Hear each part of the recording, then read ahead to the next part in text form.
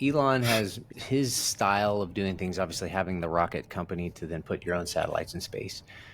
How has he reshaped or changed the paradigm for, the satellite and space industry? Yeah, so it obviously started with launch. Launch was the first sleeve of the SpaceX revenue model, and if you know the long history of how SpaceX got started, I mean, Elon wanted to build a little greenhouse, fly it to Mars, put it on Mars with a camera, and sort of show and inspire the world, this possibility for life on Mars. But when he tried to find somebody that could launch it, there were no U.S. launch providers. He couldn't get ULA to pay attention to him. Actually went over to Russia and tried to get a decommissioned ICBM, got frustrated with that because the Russians wouldn't sell it to him. So he started his own launch company and self-taught himself everything about the launch industry. And I guess what's important to understand about SpaceX and what they've done in launch is they've basically lowered the cost or the cost of Right. access to orbit by an order of magnitude. So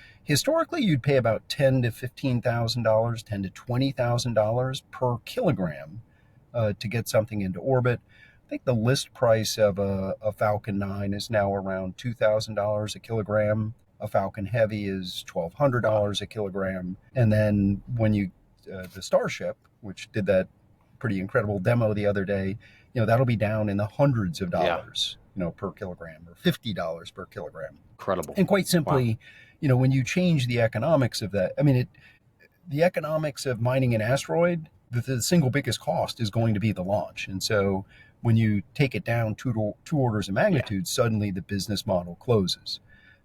But here's the interesting thing: is Yeah. how did he lower it by an order of magnitude?